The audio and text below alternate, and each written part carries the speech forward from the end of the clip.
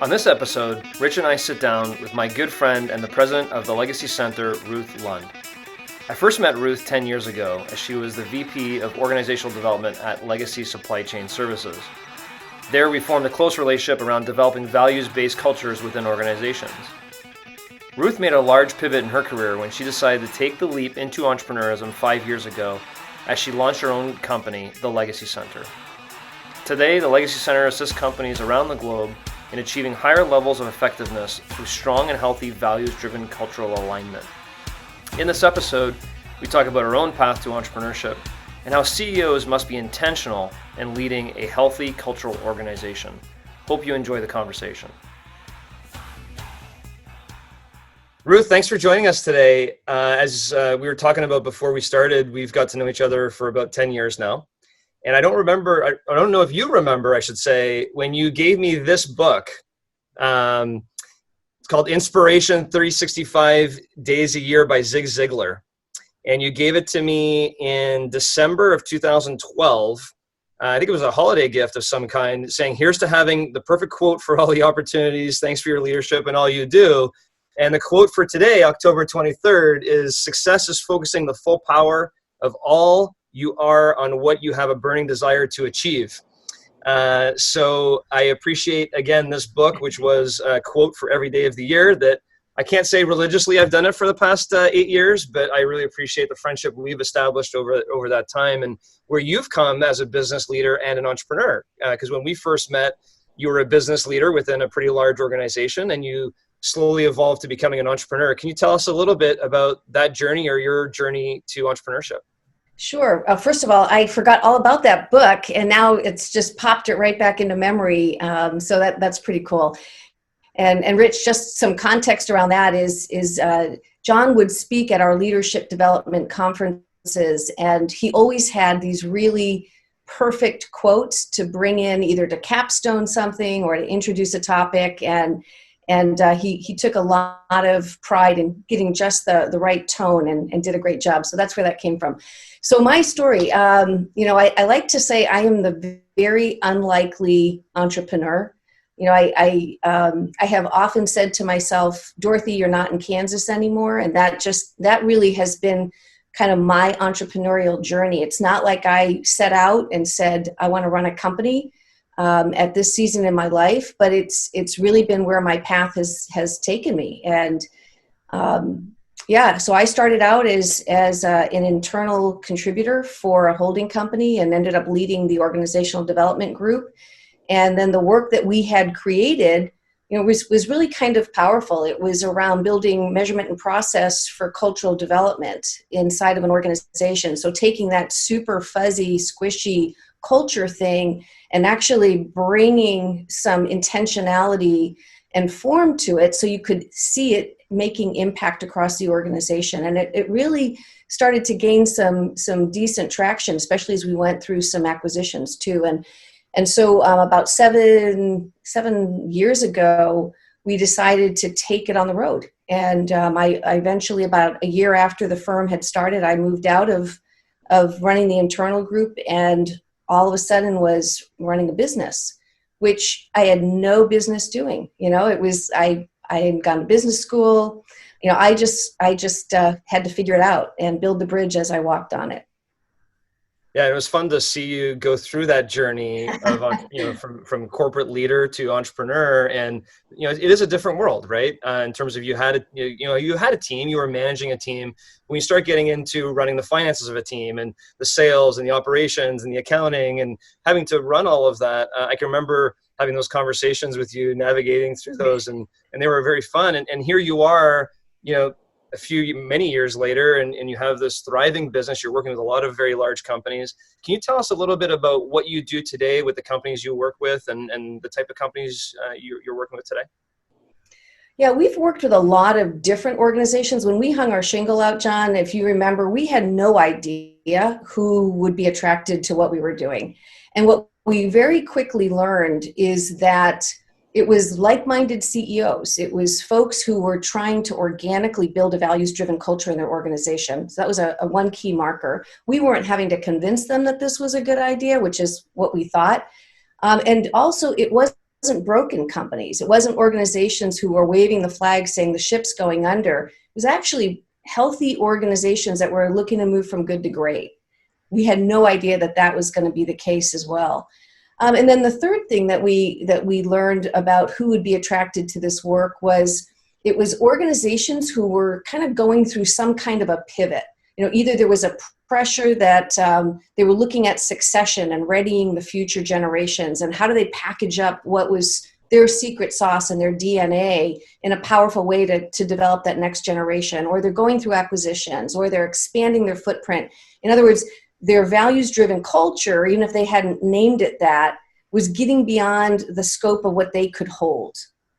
So that was one audience. We did work with some startups too, with CEOs who wanted to make sure that they were building in right at the beginning where they wanted to go. So it was a much lighter lift doing that work at much smaller organizations, but there certainly was some deep value in making sure that they were putting those blocks in place, and they were knowing themselves, what are the values that I've got that I want to take into this organization? And if I get that clear right now before the pressure is completely piling on and I've got all these decisions to make, do I partner with them? Do I acquire this? Do I hire them? What is it that I want to make sure I'm preserving that is fundamental to me and to our team as we move forward? So basically, and I'll just say one last thing. So we help organizations do that, whether they are smaller, privately held. We work with the public sector. We've worked with nonprofits. We do have very large clients that are international at this point in the ball game. But the thing is we're looking to support leaders who are trying to do it right, because then it's a cascading, everybody wins, right? You create this thriving environment. And that's, I'll put my making a difference hat on and say that that's something we really pride ourselves in, is if we can help businesses be super healthy, that impacts the human beings, their families, their communities. When we're unhealthy as organizations, and we've all been there, right? I mean, the stress that we bring in the door at the end of the day, the capacity that we have to do anything outside of what our fundamentals are is just, completely sucked dry.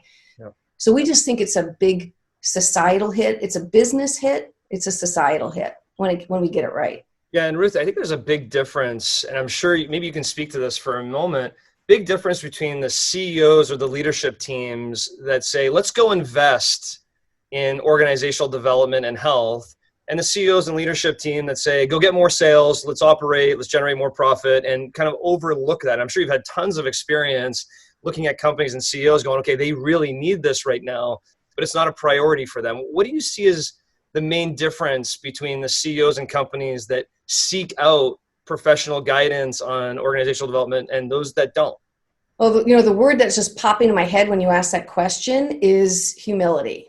So even though I'll tell you that we've been able to work with the best and the brightest, because I feel like people who raise their hand for this kind of work have this deep drive to run a healthy organization, and they've been doing it, and they've probably been doing a really good job, but they recognize that they can even take it to a better level. So to me, the lack of hubris, they don't have it all figured out, and they're willing to raise their hands and say, how can we even do this a little bit better? I think that's a huge character trait of those kinds of leaders. And then the last thing I'll say is, chasing profits is always a losing game. It's just a losing game. And when your culture is right, profits are like breathing. When you get your culture healthy, then the engine is there. It's kind of like the big rocks are in the bottom of the jar, John. I saw the video you just posted recently, and that's I'm a big believer in that. Put those big rocks in. And then you'll just be astounded by what you can accomplish when you're wise enough to do that.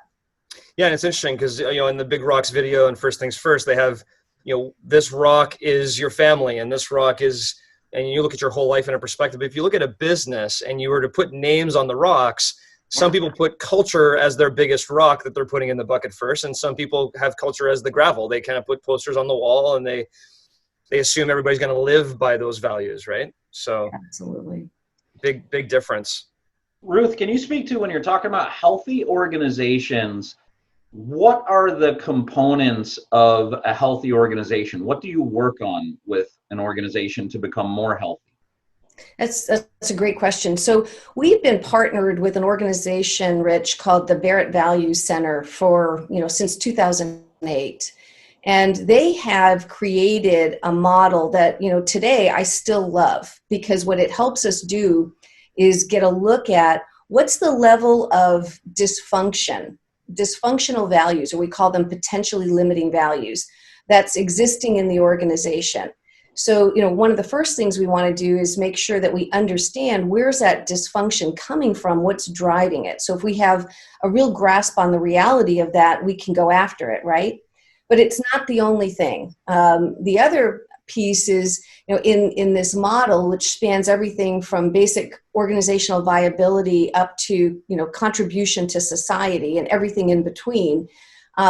Do we have values in our organization that represent, to some degree, all of these levels? Because those are the healthiest and most sustainable organizations, right there. And then, last but certainly not least, how well are our espoused values, the ones that we're putting on the wall, how are they being experienced?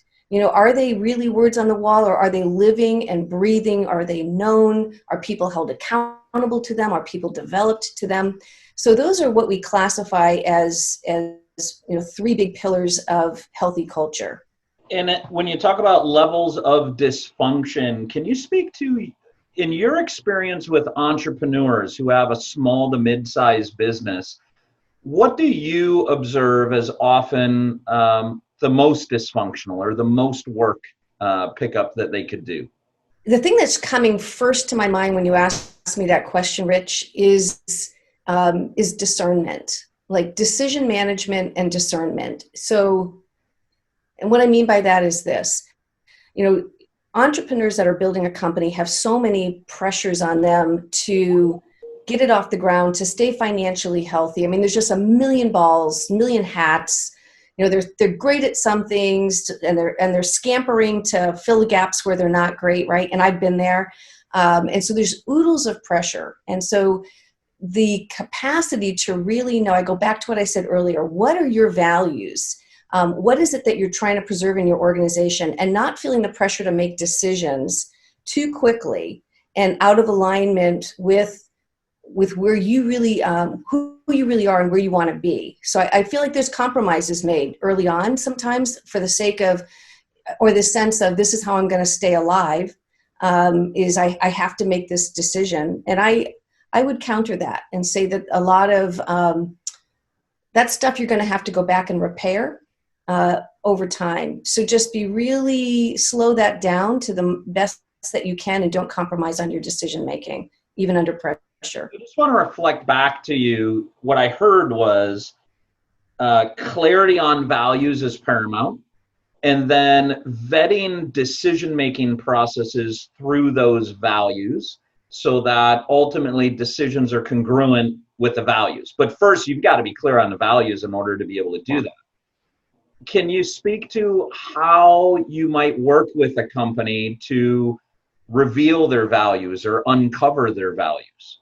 Yeah, so there's two ways, so for a small startup or even an individual, we use a personal values assessment. It's actually free and on our website. And it just has an individual look at the values that they believe really characterize who they are, not who they aspire to be, but who they actually are. And so out of this list of like 85 potential values, you don't have to make them up. You go through and kind of say, all right, this is who I walk in the door being pretty consistently, at least as far as I know about myself. So sometimes we just kind of coach through peeling apart, what are those values? Where did they come from? How are they exhibited in the world today? Where do you think you have the biggest gaps with them? What happens when they're under pressure? So we just help a leader sort of get clarity around who they are. So that's kind of at the real micro level, right? But when we're working with a bigger organization, we use the Barrett Cultural Values Assessment as part of the process. So we have a commit, measure and learn, define and align process to help an organization kind of pull it all together. But in that measure piece, organizations, let's say you've got 50 employees, 100 employees. Organizations can look at what are the personal values of all of us together. Like, what are the top ones that we're all bringing to the table? How do we know who we are? And then what are we experiencing? We call it the current culture. What are we experiencing? What are the top 10 values that we experience when we're all coming together? And believe it or not, those can look really, really different.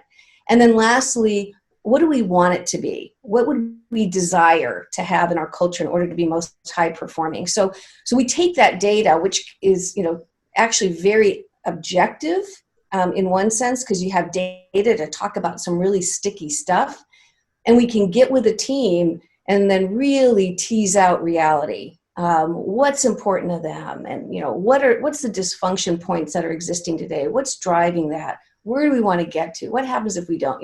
All of those kind of big questions to help them start to identify where they want to move to, whether it's establishing new values or it's closing the gap between where they are today and what those values actually are. And I think that's why when I asked you earlier, what's the biggest trait that CEOs or entrepreneurs need to have to bring in a group and help them with this? And you mentioned humility. If you don't have the humility and confidence to put your team in a room, to potentially expose dysfunction and put a flashlight in the dark corners and go, okay, we got some problems over here. We got to work on this as a team. If you don't have the confidence, humility as a CEO to do that, you'll avoid it because you don't want everybody to know there's dysfunction over here. You don't want to potentially expose that the organization isn't living to their core values. So it certainly makes a lot of sense that you have to have humility as a CEO to put your team and yourself under that microscope. I mean, have you experienced times where CEOs have been like, hey, I want this for my team, but I don't want this for me because they're afraid of being exposed? Yeah, to greater and lesser degrees. We're lucky, John, that the CEOs that raise their hands for this work are at least partially down the path of becoming a bit more honest with themselves and secure enough in the fact that they don't have it all wrapped up. So not all of them, and there's a degree of this, but you and I both read a book when we were working in the same organization called Integrity, and the subtitle was The Courage to Face the Demands of Reality. And so part of our job at the Legacy Center is to help leaders become much more comfortable with that muscle. With, it's okay. We've all got our weak underbellies. There's nobody on the planet who doesn't. And what I've seen as being really powerful, John, is when you've got a leader at the top who can kind of open the kimono and say, it's not all shipshape. I've got my stuff, and here's what I'm working on. And then that team watches a leader actually move the needle in a really transparent way. It's like, man, you just can ignite development on your team when you get that. And conversely, if you got a lot of covering up, and it takes a lot longer, right? So yeah, absolutely. And I do want to touch on that book because there's no doubt that in reading that book and going through that exercise with you, I redefined what integrity meant to me in that moment of reading that book and going through those exercises together. And that made a big impact on me in my life and my career. And I even was talking to somebody recently because we were assessing the core values of a new enterprise we were putting together. And I said, we should only have one core value. It's integrity. Because, when Rich, one of our core values growing up was deliver what you promise. Well, that's integrity. If you have integrity, you're going to deliver what you promise. Practice continuous improvement. Well, if you have integrity to yourself, you're always going to be practicing continuous improvement. So everything kind of roots back to integrity. And I just want to touch on that, Ruth, for a minute, because I do believe that people have the definition of integrity a little bit, not wrong, but they don't have a complete view of it.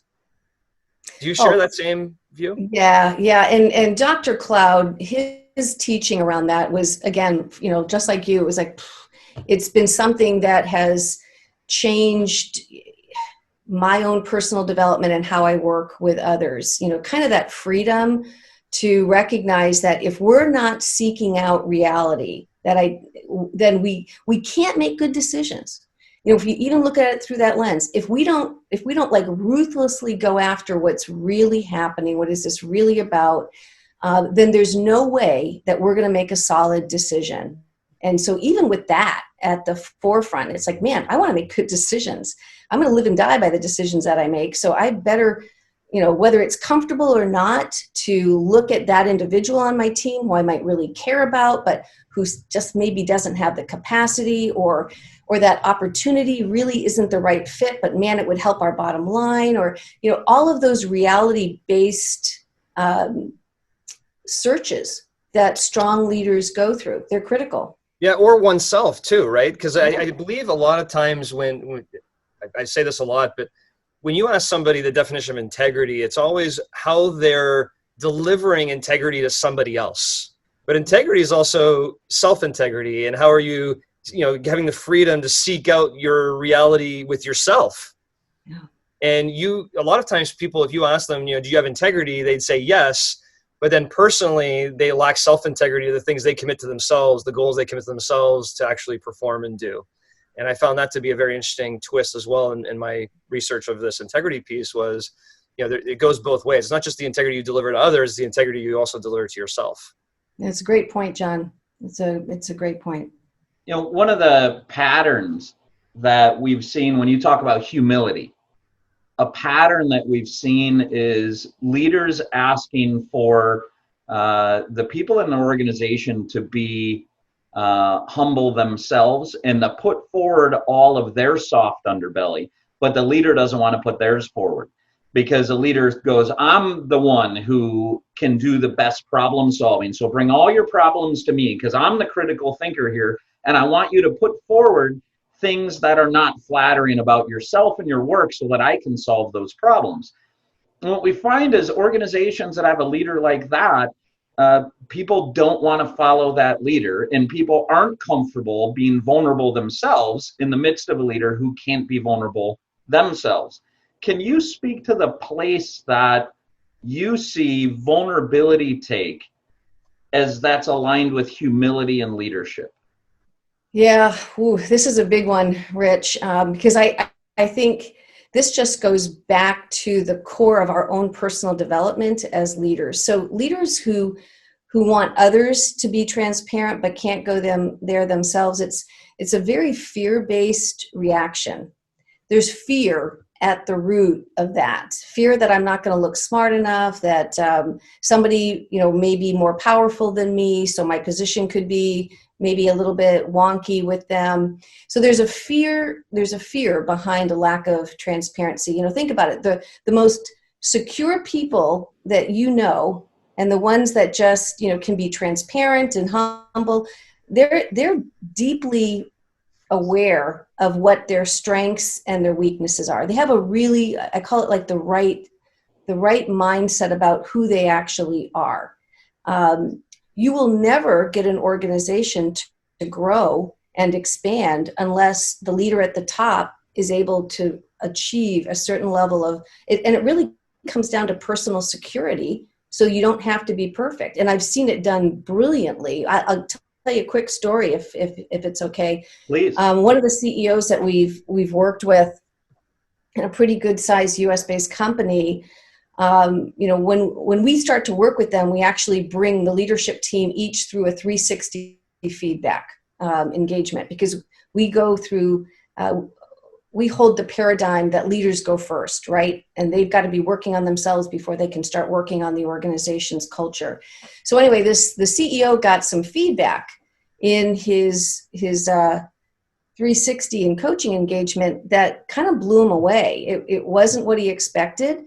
And it revealed a little bit of a blind spot. And he was so happy to know it. This was, talk about integrity. He was happy to know this, because then he could do something about it.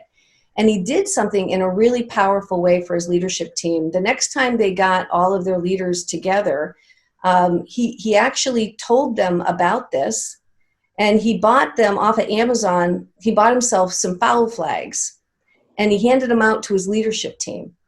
And he said, okay, when I do this, I don't know I'm doing it. I don't want to be doing it. But until I kind of get a clue of what's the behavior that's causing this, can you just let me know? And so, in a team meeting, if he was going there, his team had the ability to kind of throw a foul flag. And what that did is first of all, it gave him the quick heads up, but obviously it lightened it, and it made it safe for everybody on that team to not be perfect, because he went first, and it was just that's like the coolest example of that that I've seen played out. Rich, that's scratching the record. Totally. I right? love that. And look at, wow, the transparency involved in that. When the leader says, here's an issue that I have, I'm not always in control of that. I need to bring more awareness to it for myself. I'm willing to have people even look for it or be sensitive to it because I'd like to improve it. Can you make it really obvious when I screw that thing up?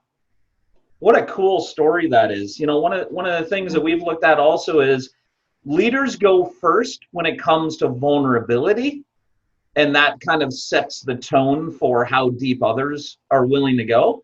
Leaders go last when it comes to sharing, because we find if a leader goes first when it comes to sharing, there's a bunch of groupthink and nobody wants to disagree with the leader. And the leader should go, either last or towards the end when it comes to just sharing. Just a principle that we've experienced on, it's not always go first as leaders because that actually shuts down creativity when it's just sharing or problem solving together. Yeah, I love that, Rich. I think that's so spot on. I love that. Ruth, I want to go back to a little bit of the entrepreneurial roots. Having worked in a fairly large organization, running organizational development, you made a leap of faith at one point. You made a pivot yourself. You talk about working with entrepreneurs when they're going through a pivot, or businesses when they go through a pivot, but you went through a pretty massive pivot yourself from being, a corporate executive to, I'm going to go co-found my own business. And I can remember, having conversations with you as you were going through that. And there's a lot of people even today in 2020 that are going through this massive pivot in their lives, wondering, should I start my own business? Should I go look for another job? Where they're going. Can you talk to us a little bit about the feelings you had, when you were moving into that world of entrepreneurism, maybe some of the fears you had, how you overcame them, and what are some of the biggest learnings you've had by going down the entrepreneurial path? Oh man, I feel like I could write a book about this, John. I certainly have journaled enough to write a book about it for sure. And I'll just say right off the bat that you have been one of the key reasons I think that I'm still leading a business, because you've been a great mentor to me and an encourager over these years. But, so feelings I had, completely and utterly like, there's no flipping way I can do this. What am I thinking? And I don't know if this is a gender thing or not. It might be a little bit, but certainly, had to deal a lot with the imposter syndrome early on, and a lot of self-doubt, because there were so many gaps in my business skills. But what I quickly did is surrounded myself with a lot of really smart people, and generous people, I would say too, who were willing to pour into me. And I really believe that's the only reason that I was able to succeed, and to any degree, is there were just too many gaps. But there always are, right? Like whenever you're jumping into something brand new, there's going to be a million gaps. So really finding the right voices that can help, number one, pick you up off the ground when you feel like you just can't put another step forward and you just don't have it, who are your cheerleaders, but then who also keep pumping you with wisdom and coaching, basically, in how to close those. So that was really critical for me, John.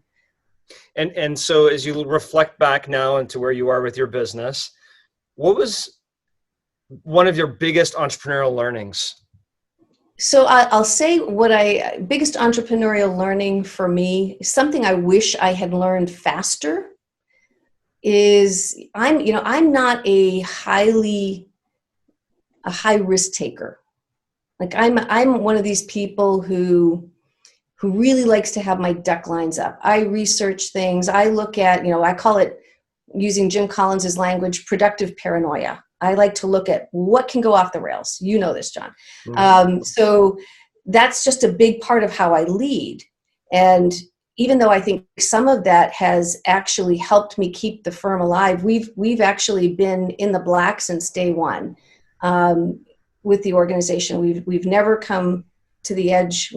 We've come to the edge, but we've never gone over the edge, right? So we've been able to keep the organization healthy and in the black. But I wish that I had built out a little bit more risk tolerance in my leadership style, or had a better way to bring that into my organization. I think that expansion of that, now that might not be the issue with other entrepreneurs. That's my story. So I guess maybe what I would say is I wish I had identified that gap in my leadership and been faster to fill it. I think that would have helped us grow the firm even more if I'd been able to do that. Is that attributed to the fact that, not being an entrepreneur in your earlier career, right? And then you start looking at going to the entrepreneurial landscape. Is it fair to say that maybe it was scarier than it actually ended up being? Meaning you didn't take as many risks as you were concerned, or you were scared, hey, maybe I can, or maybe I don't have it. But when you get to the other side of it, you're like, maybe I should have taken more risk. It wasn't as scary as it actually appeared at the time. Oh, absolutely. And, I hate to play the gender card, but I do think that there's an element to this. So if there's female entrepreneurs listening in, I think, this is something for us to consider.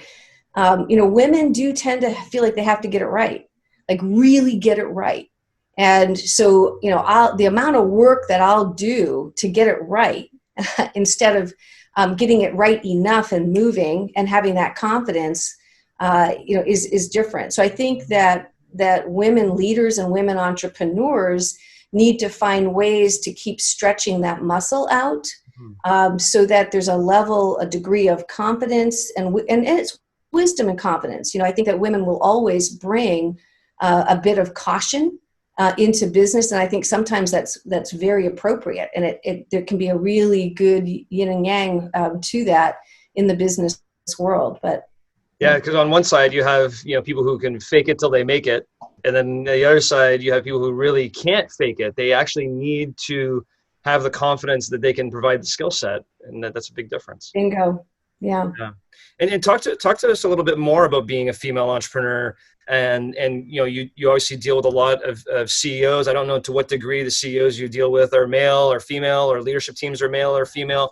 But have you found other differences in being a female entrepreneur and growing your own company that maybe you look at being a little differently than what a male entrepreneur would be experiencing? Sure. I mean, especially because of the kind of work that we do, we work with the leaders of organizations, and it's no secret that those are typically very male dominated. And unfortunately, that's still true. So I work with a lot of very type A, strong, smart, sharp men. And so being, oftentimes either the only woman at the table or one of the very few, and certainly the one that's leading this work with them, has certainly brought some key learnings for me. And, one of the things that I'm actually still exploring right now about this, I think there's a lot more societally that we can do with this, as well as this idea that, women have either sat back and been more quiet because, to my earlier point, do I really have a voice at this table? Am I an imposter here? And if they really knew. So there's that self-talk that is very predominant in business leaders, female business leaders. And then there's the other women who feel like they have to go toe-to-toe and chest thump with men.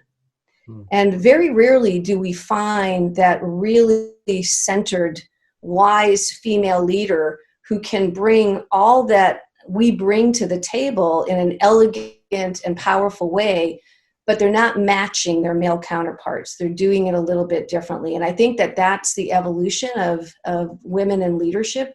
I'm still growing in that and finding my voice there and how I lead that way. But I think that's where we need to get to.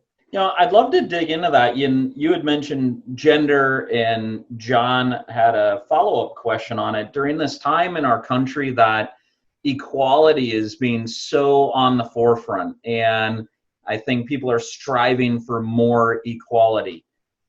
And you just spoke about a lot of women entrepreneurs, they may feel an imposter syndrome on one end of the spectrum. And on the other end of the spectrum, it wasn't wordsmith, but it was like they kind of go toe-to-toe. They overcompensate for that. What advice would you have for female entrepreneurs who are listening on how to find that middle ground? Man, I think it's a journey. I guess the only thing I can say, Rich, is it does take a lot of deep personal work, because I think whether you call it professional presence or just the dynamic that you're intentionally bringing to a team, it has to flow authentically out of who you are and who you perceive yourself to be.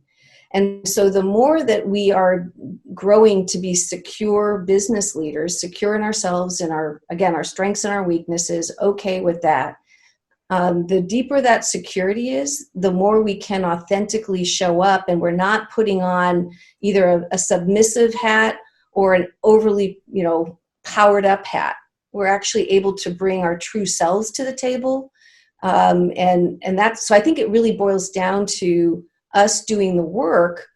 I think it's male and female, but in this particular context, I think that us doing that work around who we are, being good with that, being very secure in that, and then bringing it is part of the key. It's funny you say that, because I was just thinking the same thing, that I'm not sure that's radically different for male leaders. And the two things that I took a note on as you were talking were, exploring security with yourself and really getting clear about your authenticity. And I have that under what you call deep personal work. You're obviously well-read, or you're just a book collector right over your left shoulder there. Can you speak to either books or influences or mentors that our listeners would also have access to that you've used to help you do deep personal work? Yeah, Henry Cloud's work, everything by him I've greatly appreciated. So Dr. Henry Cloud is an author I've tapped into. Another is Patrick Lencioni, and he writes by parable. You may be familiar with him. He has a podcast called At the Table with Patrick Lencioni, and I love listening to his thinking. He's just a really cool guy, and he gets me thinking in new and deep ways. So I am a big reader. I love to read. I love to process. It's part of my DNA. I carve out time every day, first thing in the morning. That's what I do with my coffee. It's how I start my day without fail. So I create intentional time for it. And then the other thing I would say, Rich, is opening yourself up. And this is this is not rocket science. We all know this. Opening yourself up to the feedback of others, and not just opening it, but seeking it. I've got adult children now. I've got two young women in my life that are, one's almost 30 and one's almost 33, and they're wives and they're moms. And I open myself up to them too, and just say, what could I be doing better and different with you as a mom of adult women? And they give me great feedback and great insight. So it's finding all of these different mechanisms to pull in what your reality is so that you can do more with it. And then, so I read, I write, and I pull it in from wherever I can. I love, you mentioned Patrick Lencioni. One of the reasons I love it is I'm studied in his work as well. And I was picking up on some of that language when you had mentioned humility, and he talks about hungry, humble, and smart. Right. And you talked about leadership teams. He's obviously very involved in, the 4 disciplines that are there in his work in developing a cohesive leadership team, developing clarity, cascading that, and then having human systems that support it. Can you speak a little bit about some of the learnings from Henry Cloud and how you use those with entrepreneurs? I think the one that I go to the most, and this is because we do a lot of coaching. So we do a lot of executive coaching as well, in our organization. But the one I go to the most is the one that we've talked about earlier, which is helping leaders get comfortable embracing what their reality is. Dr. Cloud has this really brilliant analogy of a boat. A boat going through the water, like to envision ourselves as a boat. And our boat is leaving a wake in the organization, in our families, in all the groups that we're bumping up against through life, right? We're leaving a wake. And on one side of that wake is our ability to execute results, to get it done. And on the other side of that boat and that wake, as we look behind us, is our relationships and how well we're maintaining those. And really good leaders turn around and look at the wake, which is what I was mentioning earlier, is like getting that feedback, and they work to discern what side of the boat might be a little wonky. Am I really great? Do people love being with me, but I can't get it done? and I'm not putting the muscle and the discipline into getting it done or finding a way to get it done? Or am I killing it and getting it done, but there's, to use Cloud's analogy, there's broken bodies, behind the boat, all chopped up because of who I am, right? And so when we can kind of get that right, that's when it really starts to flow. That's when our leadership exponentially starts to impact the organization and others in more and more powerful ways. So yeah, so with his work, that's a biggie that I tap into. I love that analogy. And you could just picture when you say it, the boat leaning to one side and can go in circles and not actually move forward. If you're too results focused, and if you're too relationship focused and not getting results. What a terrific analogy. I haven't heard that one before, and I have notes on it. Yeah, I remember back in one of my first jobs out of college, being terminated for the first time in my life. And the reason I got for being terminated was you're not aware of your wake. And I didn't know what that meant at the time. I was kind of like, okay, I guess maybe I'm a little aggressive. I'm not really sure what that meant. And when you hear that story and you learn more in life, you have to look back and you have to ask for feedback. You talked a little bit earlier. Sometimes you can look back and, behind your boat and you don't see anything. So you assume everything's okay. But assumption is a big problem. And when you talked about earlier, you talked about with your family, even asking for feedback. When was the last time we asked our spouse, hey, what can I be doing better to be a better spouse? And you even took it to another level, our kids. I can't remember ever asking my kids, hey, what can I do to be a better father to you? What a deep thing to have, what conversation you can get at that level with your kids.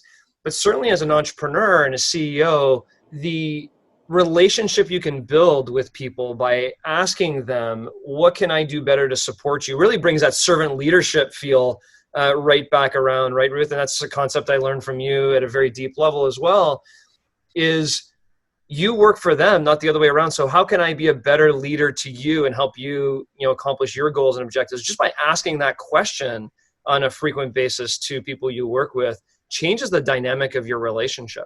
Yeah, and it's that humility piece, isn't it, John? And I remember back when you joined the organization that we worked in together, and you were really squarely put in that position where you had to learn the organization.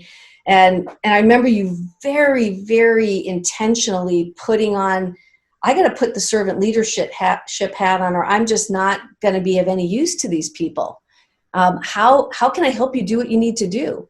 And that was a really powerful way that I can just say to you, Rich, and to the listeners, that taking that stance earned so much trust and respect and impact in the organization, early on, when you didn't know anything about that group, right? You had so much that gaps you had to fill, but that was a hugely effective way in doing it. It's hard for us to do though, right? We have to kind of say, man, I don't know it. And it's a different definition of leadership, frankly. I see servant leadership is one of the values of the Legacy Center. I'd love to hear from you on how does a leader know that they're practicing servant leadership or not? Is there a quick litmus test? Is there a 1 or 2 question thing that a listener could say, yeah, Ruth said this is servant leadership, and here's how you know when you're practicing it, and here's how you know when you're not, that they could evaluate themselves by maybe? Some of it is sort of a self-examination reflection piece. I think then you can ask too. You can ask folks around you.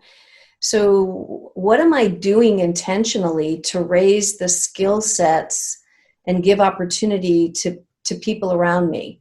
Like, am I intentional? And this is hard for us, right? We're running so fast and hard. I think slowing down to be a servant leader, and I don't have this buttoned up. I just had a conversation with my team recently about, dumping more on them. And I say that in a healthy way, like letting go of more stuff so that they could build some more muscles. That's servant leadership too, is not having to be the go-to person for everything, but taking the time to coach and mentor and equip and delegate in a great way.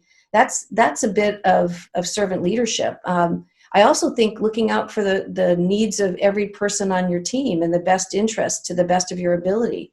is a form of servant leadership. So however you want to, define it, we have behaviors specific to our company that reflect it, like listening first. Do I really deeply listen before I'm formulating all my solution? And am I giving people space to come up with solution themselves? Those are all some key elements of servant leadership. And then asking people, how well am I doing? Are people getting lifted up around me? Like, is there an abundance cascading out from me because I'm allowing people to grow and thrive? Or am I kind of holding on to too much of it for myself? And sometimes we do that subconsciously because we won't slow down to look at it. And I'm totally guilty of that.